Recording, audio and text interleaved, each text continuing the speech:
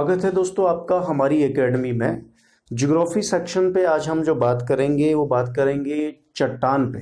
काफ़ी महत्वपूर्ण है, रॉक जिन्हें कहा जाता है। तो देखिए काफ़ी महत्वपूर्ण है ये परीक्षा के दृष्टिकोण से और भूगोल के दृष्टिकोण से भी।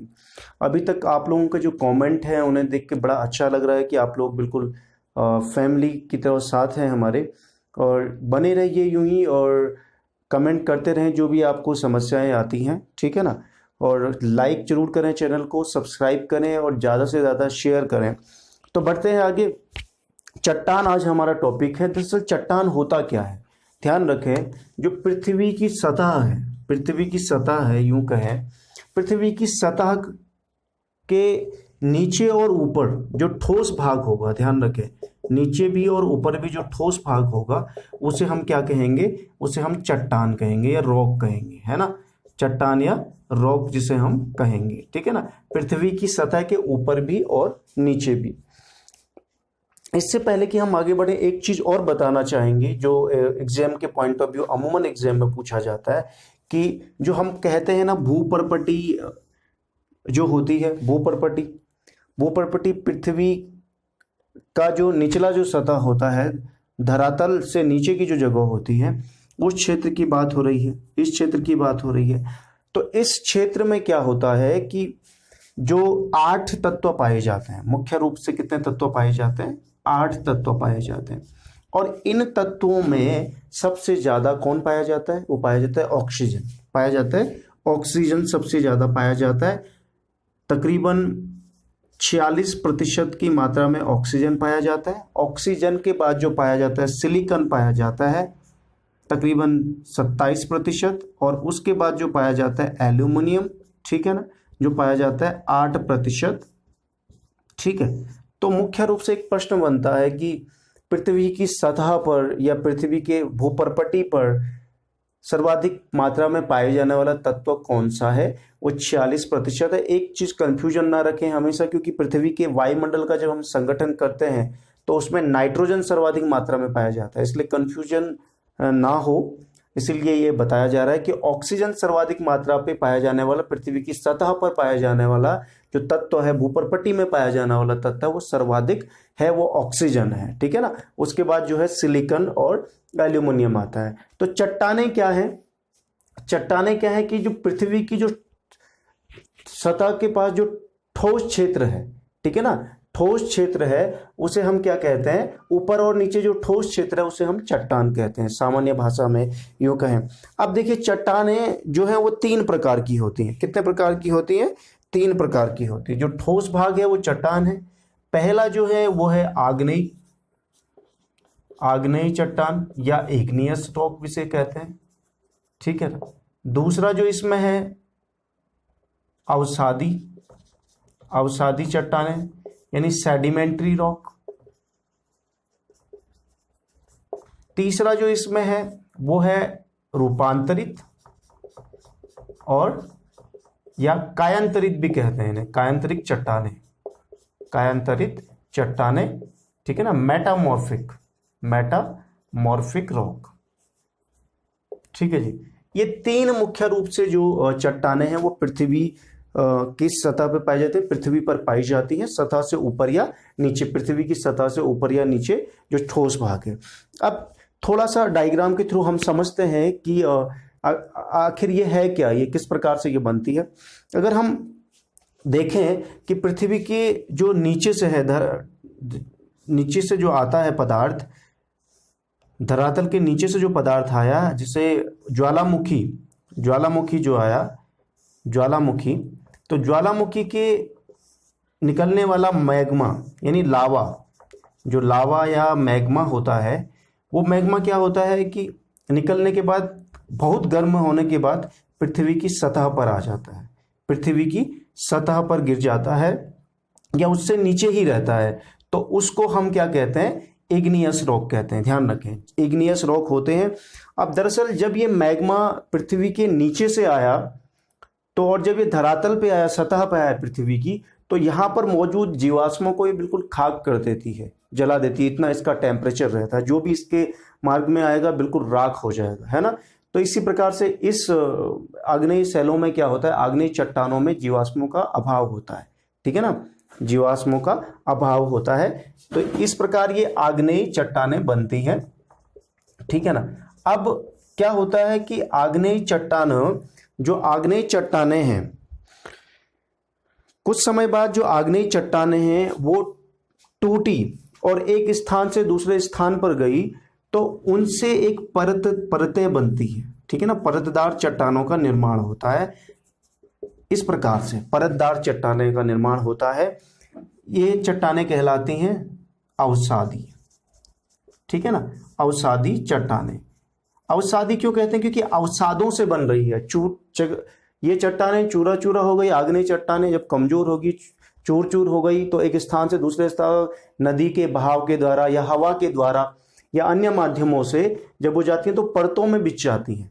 तो इसी प्रकार अवसादी चट्टानों का निर्माण होता है। इन चट्टानों में जीवाश्म पाए जाते हैं, ठीक है ना, जीवाश्म पाए जाते हैं। ये जो बीच में जो स्थान बढ़ जाता है, परतों के बीच में एक परत जैसे बनी, तो उसके ऊपर लाइफ जो रही होगी, उसके बाद उसके समाप्ति के बाद फिर ऊपर से जो परत आई होगी, इसलिए यहाँ जीवाश्म पाए जाते हैं, जीवाश्म युक्त होती है ये जो चट्टानें होती हैं अवसादी चट्टानें। अब तीसरा जो है, इसके बाद क्या होता है कि जो ताप और दाब के कारण आग्नेय और अवसादी चट्टानों का जो रूपांतरण होता है, ठीक है ना, उसके कारण बनने वाली परतों को कहते हैं कायांतरित, ठीक है ना। ये जो परतें हैं, ये आग्नेय और ये अवसादी, इन दोनों के रूपांतरण के बाद, और रूपांतरण कैसे होगा, जब ताप और दाब के कारण, ध्यान रखें, टेम्परेचर और प्रेशर के कारण जब इनका रूपांतरण होगा, तो उन्हें कहेंगे हम कायांतरिक या रूपांतरित चट्टानें, ठीक है ना। तो नाम सही है, रूपांतरित चट्टानें, नाम सही दिख रहा है, ये अवसादी चट्टानें हैं क्योंकि अवसाद से निर्मित है, ठीक है ना। और ये रूपांतरित चट्टानें हैं क्योंकि इनका रूपांतरण हुआ है। आग्नेय और अवसादी का जब रूपांतरण होगा ताप और दाब के कारण, दाब के प्रभाव के कारण, तो तब हम इन्हें रूपांतरित चट्टानें कहेंगे, ठीक है ना। इस प्रकार से इनका निर्माण हुआ। अब ध्यान रखें कि अवसादी चट्टानों का एक प्रकार से यूं कहें कि निक्षेपण से निर्माण हुआ है, ठीक है ना। निक्षेप आए और उनके परतों से निर्माण हुआ है, तो निक्षेपण के फलस्वरूप जो निर्माण होता है, निक्षेप यानी अवसादों के फलस्वरूप जो निर्माण हुआ है, वो अवसादी चट्टानों का निर्माण होता है, ठीक है ना। अब हम आगे बढ़ते हैं, एक एक करके चट्टानों पर बात करते हैं, ठीक है। तो इस प्रकार से देखते हैं आगे। तो देखिए, अभी आपको समझ आ गया होगा इस डायग्राम के वजह से कि आग्नेय चट्टानें हैं, ये मैग्मा लावा जो ठोस रूप में हुआ उसको आग्नेय चट्टानें कहेंगे। कायांतरित अवसादी चट्टानें जब आग्नेय चट्टाने के टूटने फूटने के बाद जब ये परतों में एक स्थान से दूसरे स्थान पर जाएंगी हवा, पानी इत्यादि माध्यमों से, तो फिर परत जो बनेगी उसे हम अवसादी चट्टानें कहेंगे, ठीक है ना। और अवसादी चट्टानों के बाद आग्नेय और अवसादी चट्टानों के ताप और दाब के प्रभाव के कारण जब इनका रूपांतरण होगा, तो इन्हें हम क्या कहेंगे, कायांतरित चट्टानें कहेंगे, ठीक है ना। तो इस प्रकार से देखना है। अब आगे हम एक एक करके बात करेंगे कि किस प्रकार से, क्या विशेषता है इनकी, इन चट्टानों की विशेषता आखिर है क्या, ठीक है। तो ध्यान रखें, जो पहली चट्टान है आग्नेय चट्टान है, हमने बात की थी आग्नेय चट्टान क्यों महत्वपूर्ण है। देखिए, आग्नेय चट्टान का जो निर्माण है, हमने बोला कि जब मैग्मा आया और मैग्मा के कारण ज्वालामुखी से जो मैग्मा आया, उस मैग्मा के कारण किसका निर्माण हुआ, ये पृथ्वी की सतह है, ठीक है ना। ज्वालामुखी से लावा आया और इस प्रकार से वो कुछ पृथ्वी की सतह के ऊपर इकट्ठा हो गया, ठीक है ना, और कुछ पृथ्वी की सतह के नीचे ही जम गया कुछ समय बाद, ठीक है ना, अपने मार्ग में ही जम गया, पृथ्वी की सतह के नीचे जम गया। तो इस प्रकार से पृथ्वी की सतह के ऊपर जमने वाले लावा को हम कहेंगे बेसाल्ट चट्टानें, ठीक है ना, बेसाल्ट चट्टानें, या इसे यूं कहें ज्वालामुखी पठार, ज्वालामुखी का पठार, या लावा का पठार भी आप इसे कह सकते हैं, लावा का पठार। तो ध्यान दें कि जो पृथ्वी की सतह के ऊपर जो लावा से बनी ठोस रूप में चट्टानें हैं उन्हें हम कहेंगे बेसाल्ट निर्मित चट्टान। और इसी प्रकार या लावा का पठार या ज्वालामुखी का पठार, इसी प्रकार पृथ्वी के नीचे, सतह के नीचे जो जमा लावा है उसे हम कहेंगे ग्रेनाइट। क्या कहेंगे? ग्रेनाइट चट्टानें। क्या कहेंगे इन्हें? ग्रेनाइट चट्टानें। ठीक है ना, इस प्रकार से समझे कि इन्हें हम कहेंगे ग्रेनाइट चट्टानें। ठीक है, क्योंकि अब ये ठोस रूपों में है, ऊपर और नीचे। ठीक है, अब इस प्रकार से या यूं आगे कहें, एक स्टेप और आगे जाएं इनको कैटेगरीज में करने के लिए, तो जो पृथ्वी के सतह के नीचे, पृथ्वी की सतह है, ऊपर बेसाल्ट चट्टानें बनी, नीचे ग्रेनाइट चट्टानें बनी। ठीक है ना, बेसाल्ट चट्टानें ऊपर बनी, ये बेसाल्ट चट्टानें ऊपर बनी सतह के ऊपर, और नीचे बनी ग्रेनाइट चट्टानें। ठीक है, ग्रेनाइट चट्टानें। अब ध्यान दीजिए, जो पृथ्वी की सतह के नीचे गुंबदनुमा आकृति में, इस प्रकार से गुंबदनुमा आकृति में जो नीचे का जो क्षेत्र बनेगा उसे हम कहेंगे बैथोलिथ। बैथोलिथ। क्या कहेंगे? बैथोलिथ। ध्यान रखें, जो पृथ्वी की सतह के नीचे जो ठोस आकृति बनी, गुंबदनुमा, क्या? गुंबदनुमा, गुंबदनुमा आकृति बनी, उसे हम कहेंगे बैथोलिथ। और इस बैथोलिथ पे कुछ इस प्रकार की आकृतियां बनी है, जैसे छतरीनुमा, छतरीनुमा आकृतियां बनी, लहरदार आकृतियां बनी। ठीक है ना, इस प्रकार की आकृतियां बनी। ठीक है ना, दरार के फॉर्म में जो आकृतियां बनी, बीच में जो दरार पड़ी, ठीक है ना, दरार बनी, लहरदार जो चट्टानें बनी, आकृति बनी, या छतरीनुमा जो बनी। ठीक है ना, छतरीनुमा जो बनी, इस प्रकार की चट्टानों को भी नाम दिया गया है। एक दरार टाइप की रहेगी, उस क्षेत्र को हम क्या कहेंगे? डाइक। डाइक इस क्षेत्र को कहेंगे। जो लहरदार क्षेत्र है, लहरदार क्षेत्र को हम कहेंगे फैकोलिथ, इसे कहेंगे फैकोलिथ। और जो छतरीनुमा क्षेत्र है, छतरीनुमा क्षेत्र है, उसे हम कहेंगे लैकोलिथ। लैकोलिथ। तो ध्यान रहे कि ये जो क्षेत्र हैं इनको इस प्रकार से कैटेगराइज किया गया है। ध्यान रखें, इनको इस प्रकार से कैटेगराइज किया गया है। अब अगर हम विशेषताओं पर बात करते हैं, विशेषताओं पर बात करते हैं आग्नेय स्थल की, आग्नेय चट्टानों की, तो एक तो ये कठोर चट्टानें हैं। हमने पहले भी जिक्र किया कि ये कठोर चट्टानें क्यों हैं, क्योंकि मैग्मा के आने के पश्चात या तो धरती की, पृथ्वी की सतह के नीचे जो ठोस रूप में रहा, ये जो धरती की सतह के ऊपर जो ठोस रूप में रहा, इसलिए ये क्या हो जाती है? ठंडा होने के बाद कठोर चट्टानें हो जाती है। दूसरा, ये जीवाश्म रहित होती हैं, जीवाश्म रहित होती हैं। ठीक है ना, हमने बताया था कि जीवाश्म रहित क्यों होती हैं ये चट्टानें। जीवाश्म रहित इसलिए, जीवाश्म रहित मतलब जिसमें जीवाश्मों का अभाव है।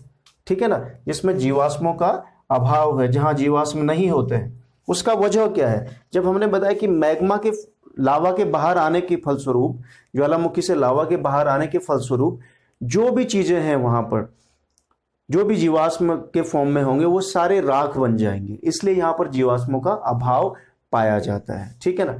तीसरा, बहुमूल्य धातुएं, बहुमूल्य धातुएं इसी क्षेत्र में पाई जाती हैं। ठीक है ना, जहां पर बहुमूल्य धातुएं पाई जाती हैं, बहुमूल्य धातुओं में लोहा, निकेल, ठीक है ना, लोहा, निकेल इत्यादि जो पाए जाते हैं यहाँ पे, तांबा, सोना, चांदी, ये सभी के सभी यहाँ पे पाए जाते हैं। तांबा, सोना, चांदी इत्यादि इस क्षेत्र में पाए जाते हैं जहाँ पे आग्नेय चट्टानें होती हैं।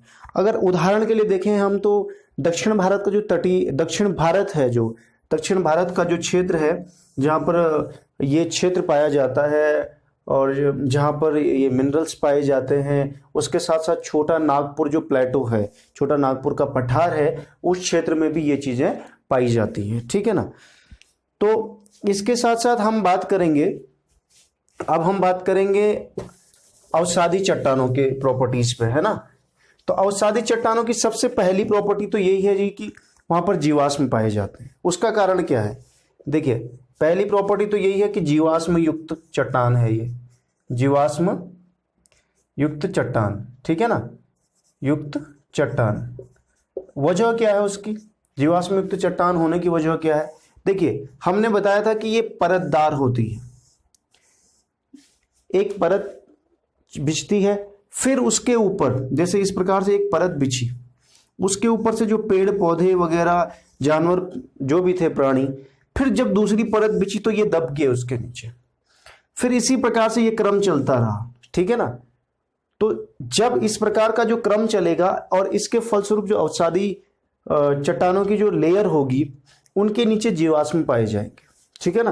तो जीवाश्म युक्त चट्टान है। दूसरा ये परतदार है, लेयर वाली है, ठीक है ना, परतदार चट्टान है। और तीसरा जो महत्वपूर्ण है, जो एग्जाम में पूछा भी जाता है अमूमन, यहां पर क्या पाया जाता है, जिस प्रकार से यहां पर पाया जाता है कोयला युक्त चट्टानें जितनी भी हैं वो अवसादी चट्टानें हैं, और साथ ही साथ यहां पर पेट्रोलियम या खनिज तेल जिसे कहते हैं, पेट्रोलियम या खनिज तेल जितना भी पाया जाता है, खनिज तेल का जो है वो अवसादी चट्टानों, उसका वजह ही यही है कि अवसादी चट्टानें परतदार होती हैं और एक परत बिछने के बाद इस प्रकार से यहां पर ये कार्य। इसका अगर हम उदाहरण देखना चाहें, तो दामोदर नदी घाटी इसका एक अच्छा उदाहरण है कि दामोदर नदी घाटी में इस प्रकार की चीजें पाई जाती हैं। अगर हम एग्जाम्पल की बात करें, उदाहरणों की बात करें, तो देखिए उदाहरण के अंतर्गत बलुआ पत्थर, देखिए ये मुलायम पत्थर होते हैं बलुआ पत्थर, और जैसे लाल किले के निर्माण में जो लाल पत्थर का इस्तेमाल किया गया वो यही बलुआ पत्थर है, ठीक है ना। ऐसी जो स्मारक हैं हम मध्यकाल के, उन्हीं का इस्तेमाल किया गया है। चूना पत्थर का, नमक का जो चट्टान है, नमक जहां पर पाया जाता है, नमक की चट्टानों का, ठीक है। सीमेंट में प्रयोग होने वाली चीजें, जो सीमेंट में प्रयोग होने वाला पत्थर है, अवसाद होता है तो जो इसका बारीक जल्दी से टूट जाता है, इसलिए सीमेंट बनाने में भी इस्तेमाल किया जाता है। और साथ ही साथ लोयस या लोएस भी कहते हैं। देखिए लोएस क्या होता है, लोएस जैसे एक मरुस्थलीय जो रेत है, मरुस्थलीय जो बालू है, वो हवा के उपरांत एक दूसरी जगह पे चले गया उड़ के, ठीक है ना, उसके पश्चात वो वहां पर एक लेयर सी बन जाएगी, तो उसी जो क्षेत्र को है उसे हम लोएस कहेंगे। उदाहरण के लिए अगर हम लेना चाहें, आपने सुना होगा तकला माकन मरुस्थल, ठीक है ना, तकला माकन मरुस्थल जो चीन का है, ठीक है। अब यहां पे होता क्या है कि जो गोबी मरुस्थल है, मंगोलिया में स्थित है, वहां से जो रेत उड़ के जाती है, जो बालू उड़ के जाता है, वो इस मरुस्थल तकला माकन मरुस्थल में लेयर बना लेता है, ठीक है ना। तो इसी ऐसे क्षेत्रों को क्या कहेंगे, लोएस क्षेत्र कहेंगे, ठीक है ना, लोएस क्षेत्र इसे इन्हें कहा जाएगा। तो ये उसके उदाहरण है, ठीक। अगर हम अवसादी चट्टानों की बात करें तो ये है, और अगर हम रूपांतरित चट्टानों की अगर हम बात करते हैं, देखिए इसमें अवसादी में जीवाश्म का एक तो महत्वपूर्ण है, जीवाश्म कहाँ पाए जाते हैं, अवसादी चट्टान में पाए जाते हैं। उसके बाद परतदार चट्टान है, उसके बाद पेट्रोलियम, कोयला इत्यादि जो मिनरल्स है वो यहाँ पर पाए जाते हैं, ठीक है ना। तो इन चीज का ध्यान रखना है। बाकी रूपांतरित का हमने बात की थी कि रूपांतरित चट्टानें क्या है, ये आग्नेय चट्टानों और अवसादी चट्टानों से बनती हैं। कैसे बनती हैं, जब ताप और दाब के कारण, ठीक है ना, ताप और दाब के प्रभाव के कारण इनका निर्माण होता है, रूपांतरण होता है इन आग्नेय और अवसादी चट्टानों का, और फिर इनके रूपांतरण के फलस्वरूप जो चट्टानें बनती हैं उनको हम कहते हैं अवसादी, और आग्नेय से बनी चट्टानों को कहते हैं हम रूपांतरित कायांतरिक या मेटामॉर्फिक रॉक, ठीक है ना। तो इस प्रकार से ये है। अब कुछ धातुएं किस प्रकार से ये रूपांतरित चट्टानें बनी, आग्नेय से किस प्रकार से बनती हैं और अवसादी से किस प्रकार से बनती है, जो एग्जाम में अमूमन पूछा जाता है, उसकी हम एक सूची के माध्यम से समझेंगे। आप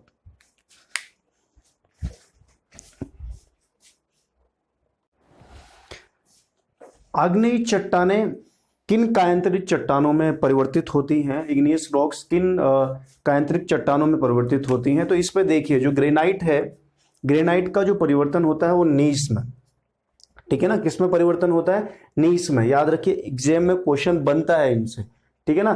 कौन सी निम्नलिखित में से ग्रेनाइट किस कायांतरित चट्टान में परिवर्तित होती है, या मैच द फॉलोइंग करने के लिए आया जाता है, या सही गलत करने के लिए पूछा जाता है। तो इस प्रकार से देखिए, ग्रेनाइट नीस में जाता है, परिवर्तित होता है। साइनाइट जो इग्नियस रॉक है वो साइनाइट नीस में परिवर्तित होता है, ध्यान रखें, साइनाइट नीस में परिवर्तित होता है, ठीक है। ग्रेबो सरपेंटाइन में, बेसाल्ट सिस्ट में, ठीक है ना। साल्ट इस प्रकार से भी याद कर सकते हैं इसे, साल्ट सा लग रहा है, सिस्ट तो कुछ मैचिंग हो रहा है, बेसाल्ट सिस्ट। बिटुमिनस कोयला ग्रेफाइट में परिवर्तित होता है, ध्यान रखें, बिटुमिनस कोयला ग्रेफाइट में परिवर्तित होता है। तो एक बार पुनः देख लीजिए, ग्रेनाइट नीस में होगा, साइनाइट नीस में होगा, ग्रेबो सरपेंटाइन में होगा, बेसाल्ट सिस्ट में होगा, बिटुमिनस कोला ग्रेफाइट में होगा। ये आग्नेय इग्नियस जो रॉक हैं उनका रूपांतरण है कायांतरित यानी रूपांतरित चट्टानों में, ठीक है ना, क्योंकि आग्नेय और अवसादी के रूपांतरण से बनेगी रूपांतरित यानी मेटामॉर्फिक रॉक। अब हम आते हैं अवसादी, सेडिमेंट्री रॉक से कैसे कायांतरित चट्टानें बनती हैं। देखिएगा, सपिंड अवसादी जो सपिंड है, अवसादी चट्टान, उससे बनता है सपिंड सिस्ट। ध्यान रखें, नाम ही को याद रखें आप बस, सपिंड से सपिंड सिस्ट बनेगा, ठीक है ना, सपिंड होगा ही होगा उसमें। बलुआ पत्थर से बनेगा क्वार्टजाइट, ध्यान रखें, ये एग्जाम में पूछा जाता है। बलुआ पत्थर से क्या बनेगा? क्वार्टजाइट। सेल से बनेगा स्लेट, क्या बनेगा? 100 नाम देखिए, 100 कह रहा है ना, तो ध्यान रखें, 100 सेल स्लेट। चूना पत्थर, ये भी एग्जाम में पूछा जाता है, संगमरमर, चूना पत्थर से बनेगा संगमरमर। लिग्नाइट कोयले से बनेगा एंथ्रासाइट, ठीक है ना, एंथ्रासाइट कोयला, ठीक है ना, ये सब कोयले के प्रकार हैं, ठीक। तो ध्यान रखें, एक चीज और ध्यान रखें कि बिटुमिनस कोयला आग्नेय सेल होता है, लिग्नाइट कोयला अवसादी सेल होता है, और एंथ्रासाइट कोयला कायांतरित होता है। ध्यान रखें, बिटुमिनस, लिग्नाइट, एंथ्रासाइट, इन तीनों में भी ध्यान रखें, ठीक है ना। अब कुछ कायांतरित चट्टानें हैं जिनमें और अधिक तापमान के कारण, दाब के कारण जो रासायनिक परिवर्तन होता है वो बनते हैं कायांतरित में ही। स्लेट जो कायांतरित चट्टान है उससे बनता है फाइलाइट कायांतरित चट्टान। कायांतरण में भी कायांतरण होता है ताप दाब के कारण। फाइलाइट बनता है सिस्ट, ठीक है ना, फाइलाइट बनता है सिस्ट। स्लेट से बनेगा फाइलाइट, फाइलाइट से बनेगा सिस्ट, ठीक है ना। तो ये काफी महत्वपूर्ण है एग्जाम के दृष्टिकोण से, तो इन पर ध्यान से देखें और बढ़िया से करें इसे। कैसा लगा आपको कमेंट जरूर कीजिएगा, आपको कैसा ये वीडियो लगा।